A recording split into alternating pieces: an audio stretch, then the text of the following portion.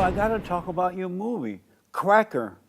When it says CRACKA, are you talking about white cracker? Yeah, yeah. And you got to say it right. It's CRACKA, not CRACKA. cracker. Yeah, CRACKA. White cracker. Yes. Amazing.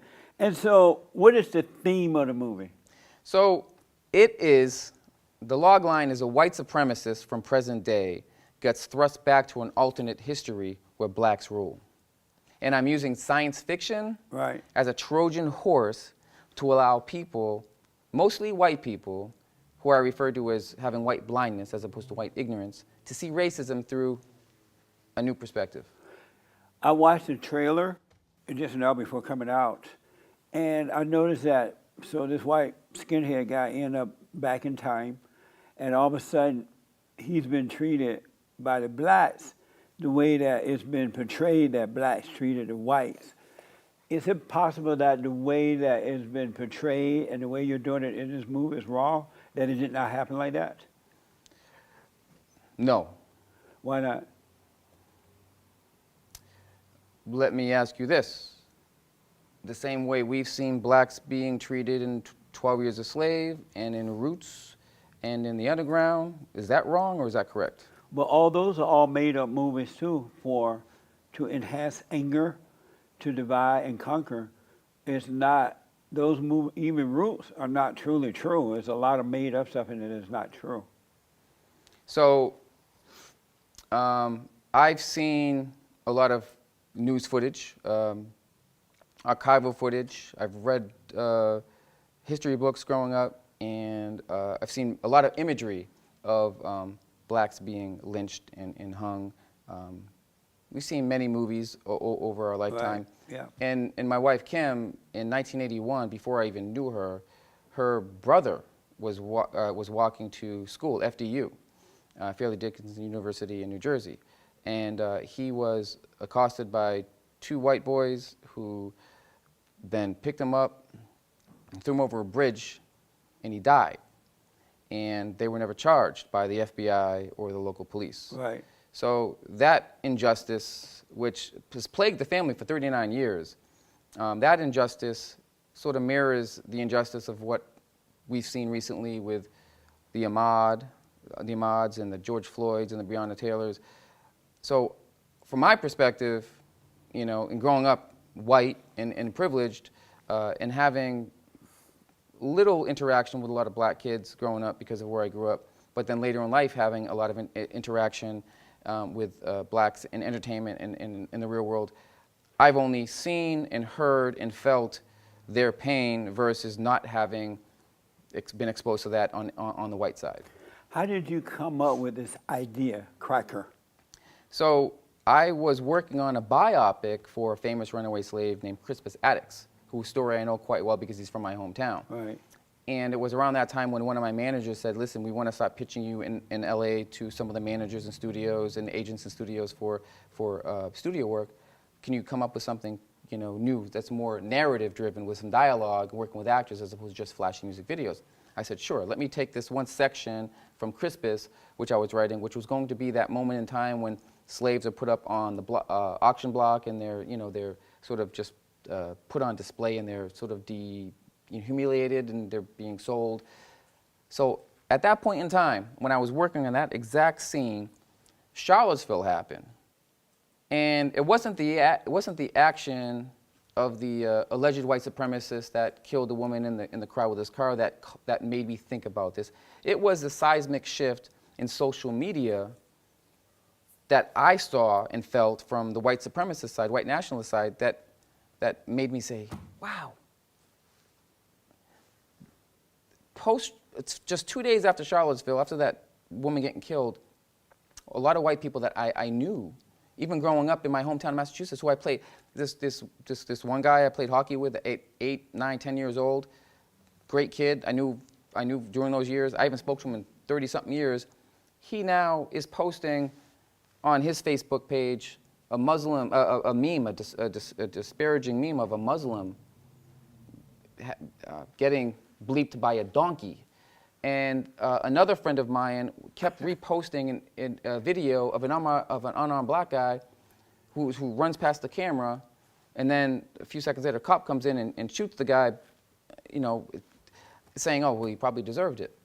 And these are just two small examples of all these things that I saw was happening. And nobody else was really picking up on it. I'm like, but I think because I'm so in tune with what's happening in that community, I said, okay, what will make these white people feel like that is wrong? And I said to myself, what if it was their daughter that they saw being killed? What if it was their mother, sweet as pie, getting cracked in the head with a bat? And that was the moment I said, you know what, that could be interesting. And then that you just evolved from there. Amazing. And does your wife feel as badly for the black on black crime, little children getting killed by other black people?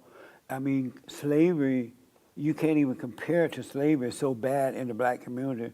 They're killing one another. They're killing innocent children.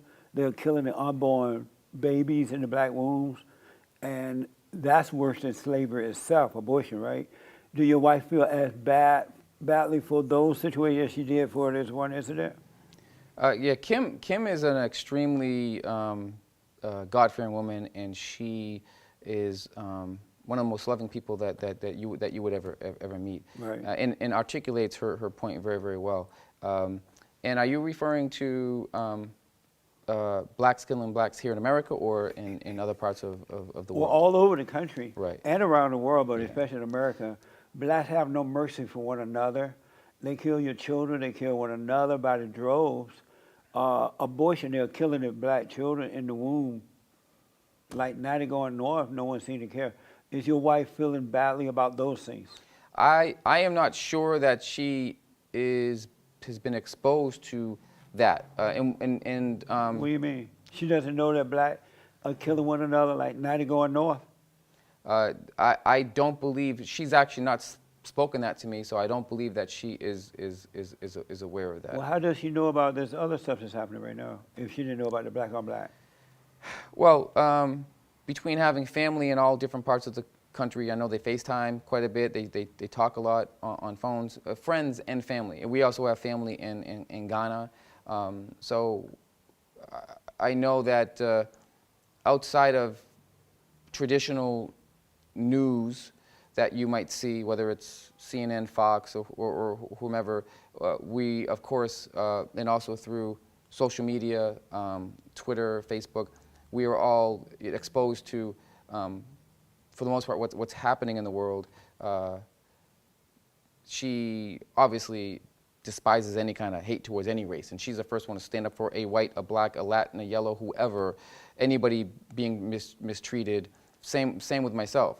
Right, but you're saying she's not aware of the black on black crime, and she's not aware of the abortion issue. So no, black on black crime, which is black something. on black violence. Black on black violence, we can certainly address due to. I know, but are you saying your wife is not aware of those things? No, she's certainly aware of systemic racism and how. No, I'm asking, is she aware of the black on black crime, killing one another? Give me a specific incident. When you say black on black crime, are you talking about something that would happen in Chicago or all around the country? But yeah. yes, Chicago, Detroit, yeah. East LA, South Central LA, yeah. Compton, all over the country, blacks are killing each other and have no mercy about it at all. And now that the cops' hands are tied, it's going out of control. Are you saying your wife is not aware of those things? Yeah, and I'm going to be honest with you. I am not aware of. I know that crime exists on whites, black on blacks, black on whites, white on blacks, Asians. I'm aware that crime exists. I'm not aware of any mass black on black violence or the abortion issue you just mentioned to me. If there is something that I can learn, then please let me know, because I am not aware of anything specific. The thing I'm most aware of is what's happening with.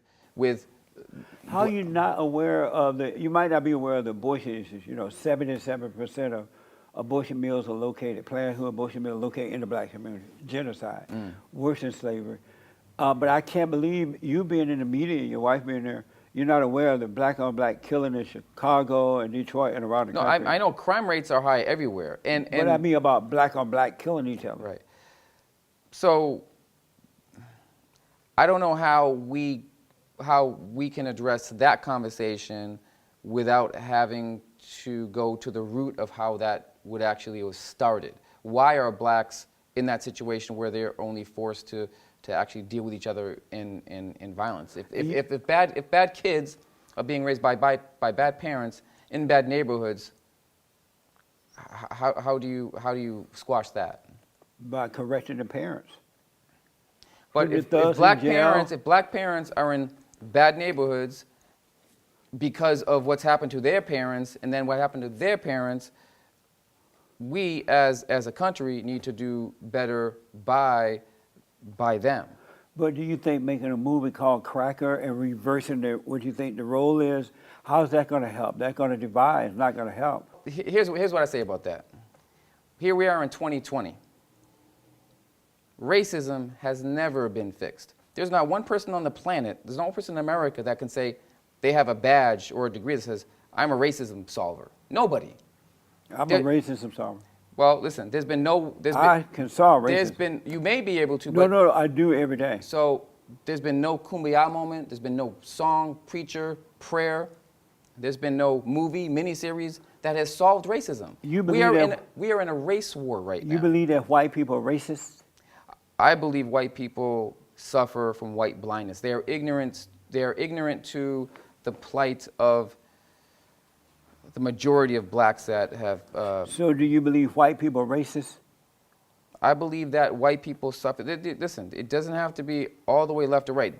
I believe that there are white supremacists that don't want blacks to live, and I can play you death threats that I've received. I can send you guys some emails and texts. There's a lot of white people in the extreme side, which let me make a rant. I think there's about 5% of all white people that just hate anything that's non-white. Those people don't want to see any racial harmony.